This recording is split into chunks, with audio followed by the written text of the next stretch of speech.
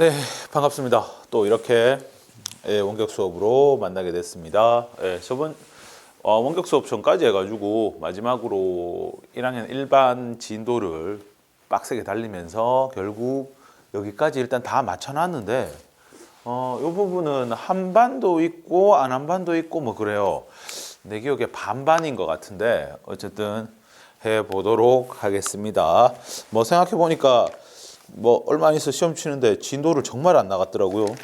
쓸데없는 소리 많이 했는데 좀 담백하게 그냥 핵심만 추려가지고 이야기를 해서 뭐 학생들이 스킵하는데 도움이 될 수 있도록 그렇게 하도록 하겠습니다. 네, 그리고 요 부분이 이제 아무래도 근현대사라기보다 근현대사기 때문에 뭐 모든 역사는 하여튼 해석이 다 달라요. 옛날에 우리 교수님도 했던 얘기가 뭐 교수 3명만 부르면은 3명만 모이면 의견이 다 다르다 하면서 그렇게 이야기를 하셨던 기억이 있거든요. 뭐 해석은 다 다릅니다. 그래가지고 혹시 유튜브 알고리즘에 의해서 우연찮게 여기에 방문하신 분이 계시다면 여기는 이제 안동여고 학생들을 위한 공간이니까 네, 조용히 이제 뒤로 가기를 눌러주신다면 참 고맙겠습니다. 괜히 이거 뭐 다들 바쁘신데 이거 뭐 10분, 20분 되는 영상 다 보고 하나하나 지적하고 왜 이렇게 하느냐, 왜 이거를 이렇게 해석하느냐 하면서 그러면은 끝이 없습니다. 하여튼 교과서 중심으로 그냥 하고 내가 수업한 거와는 다르게 수업 시간에 하는 거와 다르게 어떤 감정 이런 거 다 빼고 정말 그냥 딱 알려진 사실들로만 이야기를 하기 위해서 노력하겠습니다. 자, 그러면 시작합니다. 첫 번째 12 군사 반란 1980년 이제 저번 시간에 이제 죄송합니다. 79년이죠. 하자마자 실수를 79년입니다. 79년 12.12 군사 반란이 일어나게 됩니다. 분명 내가 학교 다닐 적에는 사태라고 배웠던 것 같은데 12.12 군사 반란이라고 좀 더 감정이 붙었어요. 이거는 교과서의 표현입니다. 네, 12.12 군사 반란이라고. 자, 우리가 배경부터 해서 하나씩 읊어갈 건데요. 12.6 사태. 12.6 사태 기억납니까?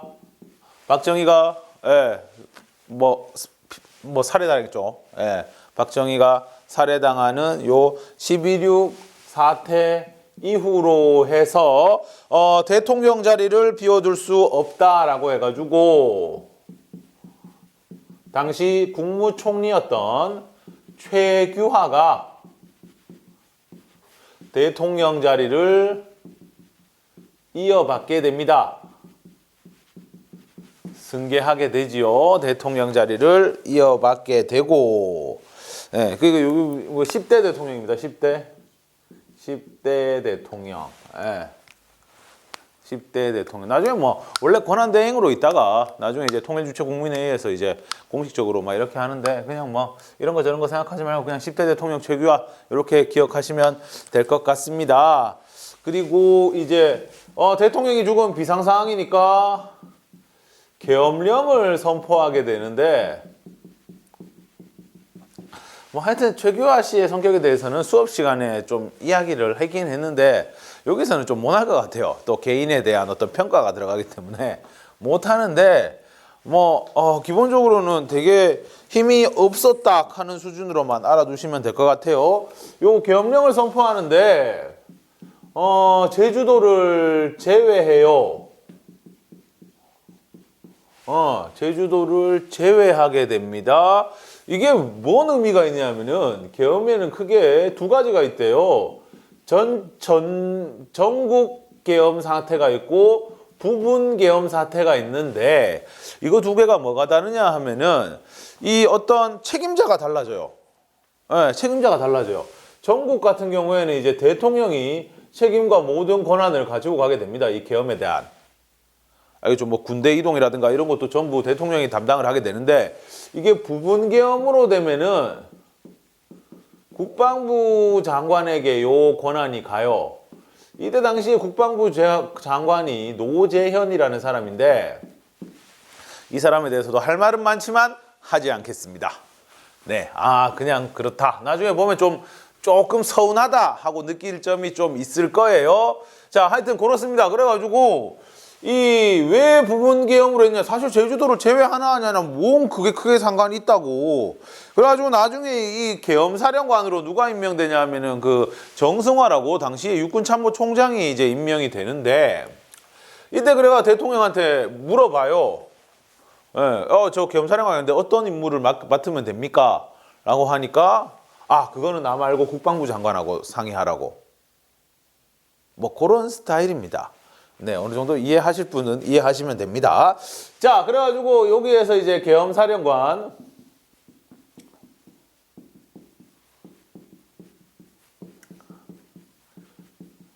계엄사령관이라고 이제 정승화라는 사람이 임명이 됩니다. 이 사람은요, 당시 육군참모총장이라고 하면은 우리 육군, 해군, 공군 가운데 육군에서 이겁니다. 군대 내 서열이 이제 합참의장, 한미 합참의장 다음으로 넘버 2에 속하는 사람이고요. 별은 4개죠. 요 사람이 이제 계엄사령관으로서 이제 지위를 갖게 되는데, 요 정승화와 당시 보안사령부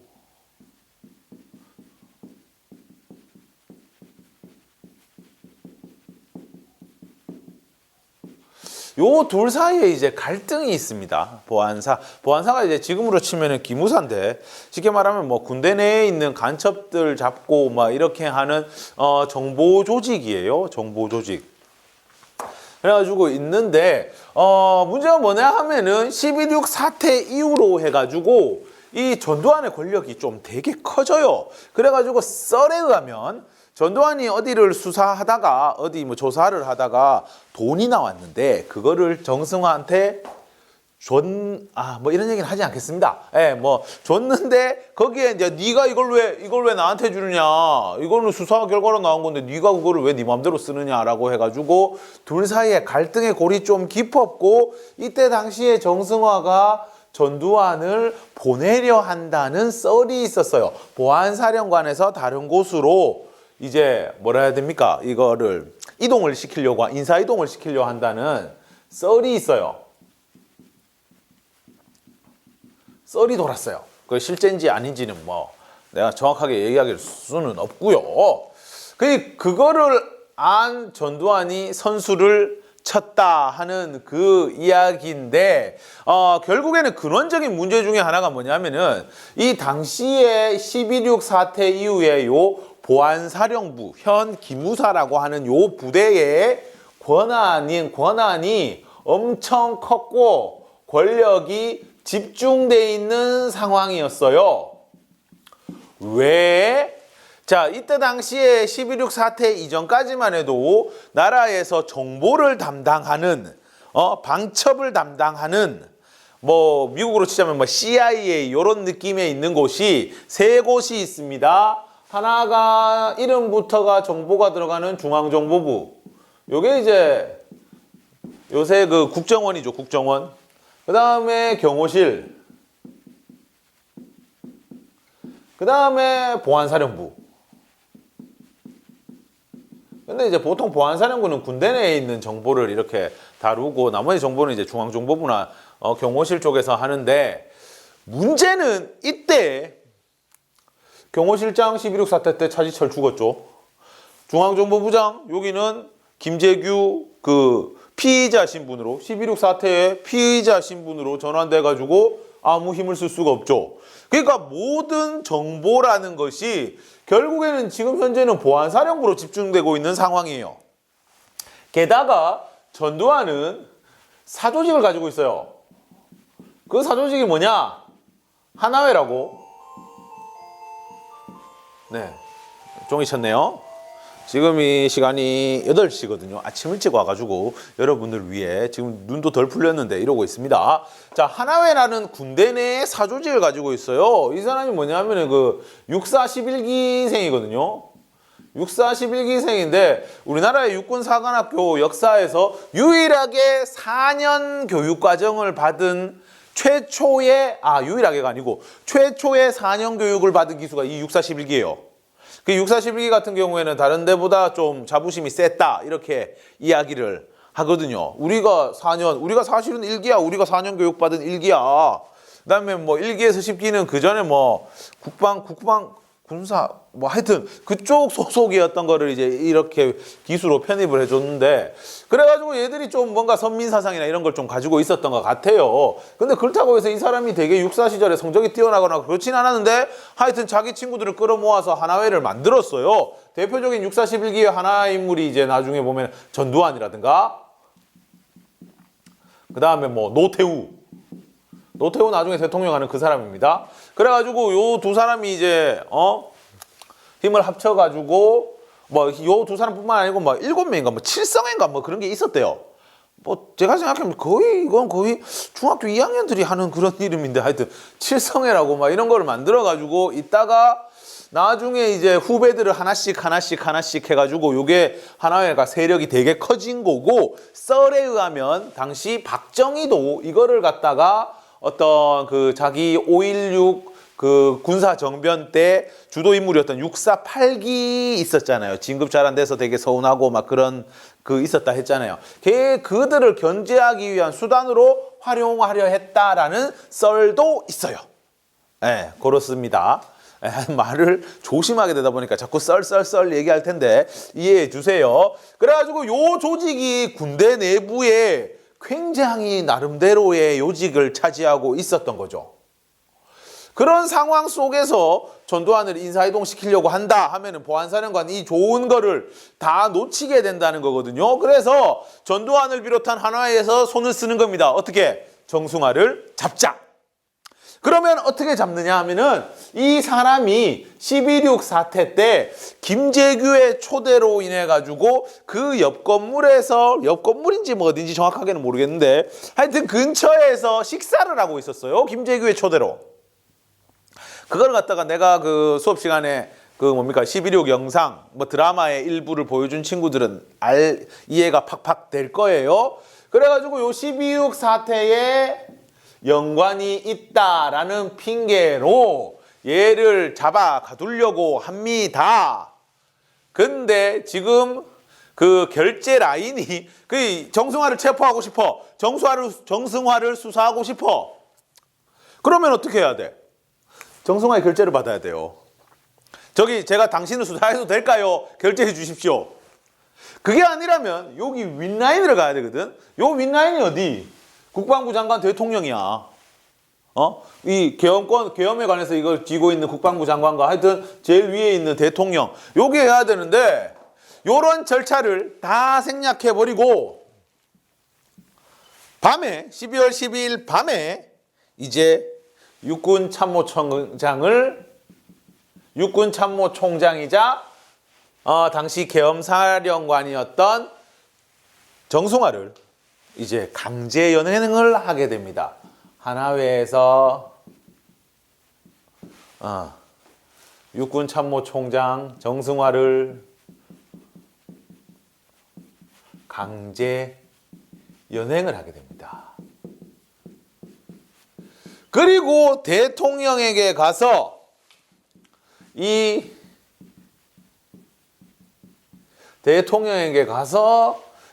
연행을 제가 해줄 것을 허가해 줄 것을 요구합니다. 애초에 말이 안 되죠. 애초에 말이 안 돼. 왜? 아니 반에서 조퇴를 하려고 하면 담임쌤한테 조퇴해도 돼요? 라고 물어보고 조퇴를 해야 되는 건데 지금 이 상황은 실컷 집에 가놓고 선생님 저 조퇴해도 돼요? 라고 묻는 거예요. 이게 말이 되는 거. 이게 순서가 완전히 엇갈린 거야. 그런데 이제 하나회에서 자기들이 가용할 수 있는 군대를 다 동원을 해가지고 이제 이런 식으로 하게 되는데 육군본부에서는 그랬더니만 대통령 최규하는 이제 뭐라 얘기하느냐? 아니 국방부 장관의 결재를 받아라. 계엄 상황에서는 이 국방부 장관의 결재를 받게 돼 있다. 이 국방부 장관의 사인을 받아라 라고 이야기를 하는데, 이때 당시에 국방부 장관이 뭐 온데간데 없어요. 어디 갔는지 몰라요. 사실 뭐 서울 시내 여기에서 막 총소리가 울리고 당시 막 정승화 경호하는 그 팀도 막 총에 맞아 다치고 막 그런 긴급한 상황이었음에도 불구하고 국방부 장관은 어디 갔는지 없어요. 그래가지고 하나회에서 국방부 장관을 막 찾아다니거든요. 그거 어디 갔는지 몰라요. 뭐 하여튼 그런 상황이 됩니다. 예, 그런 상황이 되는 거고, 그 와중에 이제 육군본부에서는 자기들 이제 대장이 잡혀갔으니까 나름대로 일을 어떻게 하지 하면서 뭐 군대도 동원하고 저항도 해보고 막 이렇게 하는데, 물론 중간중간에 고비가 있기는 하지만, 그리고 미국에서도 처음에는 얘들을 정말 탐탁치 않게 생각했어요. 저번에 5.16 때도 그랬지만, 아니 미군의 허락 없이 마음대로 군대를 동원한다는 건 사실은 안 되거든요. 게다가 이때 일산 지역에 있는 현재 일산입니다. 그때 당시 일산 신도시가 생기기 전인데, 고향에 있는 그 노태우의 부대가 거의 뭐 사단병력이 들어와요. 사단병력의 일부가 막 들어오거든요. 그런 부분에 있어가지고 당시 주한미군의 주한미군의 대장은 막 되게 막 노발대발하고 육군본부에서 필요하다면 우리가 도와주겠다 막 하면서 이런 식으로까지 얘기를 하는데, 문제는 우리는 지금 다 끝나가지고 이렇게 이야기를 하는 거지만, 이때 당시 상황에서 요 지금 정승화가 잡혀가는 상황에 대해서 확실한 정보라 할 게 들어오지를 않는 거야. 왜? 군대 내에서 웬만한 모든 정보는 어디를 거치냐면 보안사를 거치거든요. 그러니까 이게 육군본부에서 파악이 안 돼. 그러니까 나중에 국방부 장관이 들어와가지고 육군본부로 오거든요. 국방부 장관이 한 몇 시간 뒤에 와요. 사실 이분은 뭐 하여튼 그랬어요. 예, 국방부 장관 이분이 들어와서 육군본부에 와가지고 이제 뭔 얘기를 하냐면은, 야, 육군본부는 여기는 좁고 이러니까 좀 군대를 이제 좀 쓸 수 있는 수경사, 수도경비사령부로 가자. 이렇게 해서 수도경비사령부로 옮기거든요. 근데 수도경비사령부에 보면 하나의 천지야. 가용할 수 있는 병력이 없어요. 네, 나중에 수도경비사령관이 막 안간힘을 쓰고 병력을 모아보는데 뭐 취사병 뭐 일어나도 다 합쳐가 100명도 안 돼요. 완전 여기가 하나에 장악돼 있었던 거죠. 그럴 정도로 뭐 누가 이런 행위를 왜 했으며 이런 거에 대한 정보가 정말 제한적으로 들어오니까 이거를 이제 어떻게 할 수가 없었던 거고, 그리고 이때 당시에도 기회는 있었습니다. 끝까지 주한미군한테 얘기해가지고 쟤들 반란 일으켰으니까 처리해라 라고 했으면 됐는데, 국방부 장관이 꼬리를 내려요. 우리가 그럴 때마다 써먹는 거 있잖아요. 북한. 우리가 이렇게 자꾸 혼란 속에 있고 우리끼리 총질을 하게 되면 북한의 위협에 노출되는 수가 있다 라고 하면서 꼬리를 내리게 되고, 결국 10시간 만에 대통령 허가가 떨어지게 됩니다. 10시간 만에 대통령 재가가 떨어지게 되는 거죠. 예, 그러면서 군사반란이 성공한 군사반란이 되는 겁니다. 알겠죠? 그러니까 심지어 이때 위험했던 순간에는 이 노태우 같은 경우에는 자기가 자결까지 생각했었다 할 정도로의 위기가 있긴 있었는데, 어쨌든 뭐 대통령 재가가 나게 되면서 성공한 군사반란이 된 거고요. 그렇게 되니까 결과 군대 내에서 이제 보안사령부를 잡을, 이 전두환을 잡을 사람이 없어진 거죠. 그래서 이 전두환 세력, 이 친구들을 역사에서 신군부라고 부릅니다. 앞으로도 계속 신군부라고 나올 거예요. 신군부가 권력을 장악하게 된 거죠. 나중에 뭐 중앙정보부장, 대행, 붕등 해가지고 모든 정보를 장악을 합니다. 네, 모든 정보를 장악하게 되는 거지요. 자, 이때 당시에 또 요거는 이제 군사반란을 얘기하면서 상황인데, 11.6 사태 이후에 서울 이야기를 좀 해줘야 돼요. 그래야 나중에 그 5.18 민주화 운동이랑 연결이 되기 때문에, 그 서울의 봄, 우리가 역사에서 서울의 봄이라고 부르는 시기가 있습니다. 그게 대략 11.6 이후로부터 1979년 10월부터 해가지고 1980년 5월 18일 그 광주 민주화 운동 그때까지를 서울의 봄이라고 불러요. 요 용어는 1960년대에 그 체코에서 프라하의 봄이라는 게 있었어요. 아, 민주화가 될 것 같다. 사회주의 국가였던 체코에서 이제 민주화가 일어날 것 같다라는 되게 따뜻한 분위기. 그리고 우리도 마찬가지로 뭐 대략 18년, 그 5.16 이후로 18년 동안이나 권력을 잡았던 박정희가 물러나게 되면서 아, 우리가 이제 독재에서 벗어나서 민주화가 이루어지겠구나 라는 꿈을 꾸던 시기가 요 시기입니다. 근데 프라하의 봄도 마찬가지고 이 서울의 봄도 마찬가지고 그 기대가 깨지게 되는데 하여튼 이랬습니다. 그래가지고 이때 당시에 뭐 분위기가 좋거든요. 민주공화당, 당시 이제 그 박정희 당이죠. 박정희 당이었던 민주공화당과 제1야당이었던 신민회가 이때 당시에 대통령 직선제를 합의를 해요.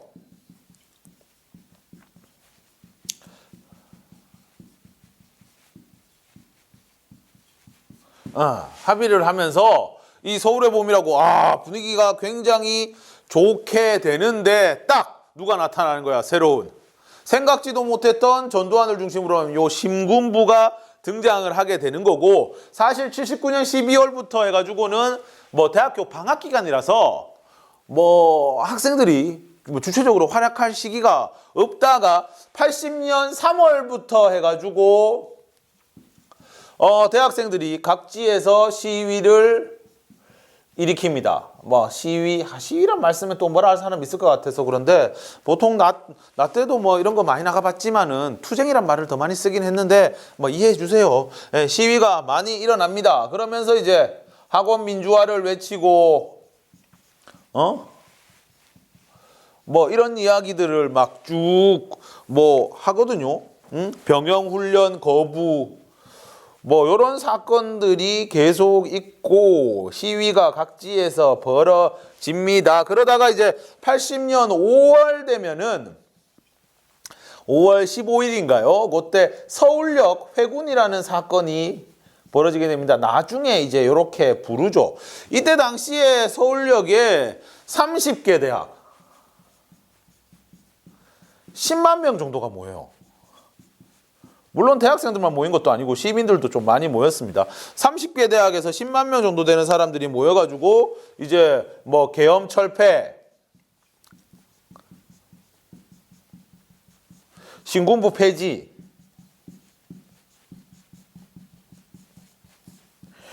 이런 거를 외치는 대학생들이 있었지요. 뭐 이때 당시에 멤버들도 화려합니다. 뭐 내가 생각했는데 화려한데 여러분들은 모를 수도 있겠지만 어쨌든 23분이 다 됐네요. 그렇다면 이 서울역 이야기는 이따가 5.18 하기 전에 잠깐 이어가지고 하도록 하겠습니다.